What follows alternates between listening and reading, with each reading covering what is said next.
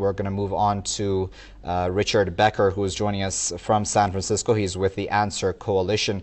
And Mr. Becker, thank you very much for joining us here on Press TV. Now, the question whenever such assassinations occur is the why. Why do you think Burhanuddin Rabbani was assassinated, and who do you think would benefit from this?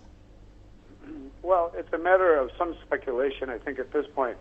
But it's the assassination of Rabbani, if you take it together with the assassination of Hamid Karzai's brother and other top officials over the last 2 months, and take that together with the attack in the center of Kabul last week, the rising casualties on both sides, all indicate to us very clearly that far from a war that is winding down or nearing conclusion or nearing resolution, that the war in Afghanistan is escalating as we approach just less than a month now from today, the 10th anniversary.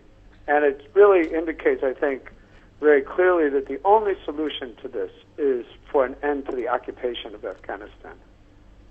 Now, Mr. Becker, Mr. Rabbani was against a military pact between Washington and Kabul. How would his elimination essentially affect these talks between the U.S. and Afghanistan over the U.S. military presence, as you also mentioned?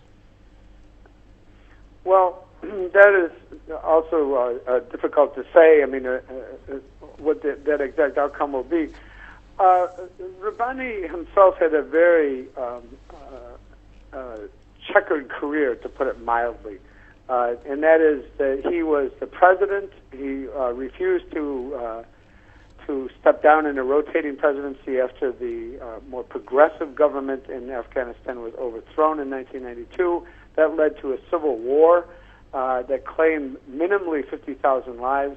Now he's been rehabilitated by the United States during the occupation after he had become a leader of the Northern Alliance.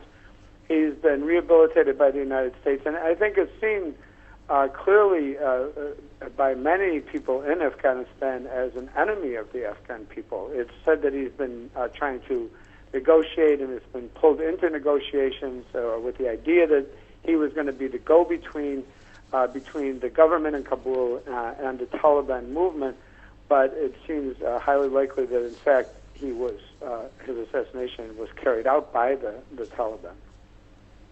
All right, we'll have to leave it there for now. That was Mr. Richard Becker with the Answer Coalition joining us on the line from San Francisco. Mr. Becker, we do appreciate your insight here.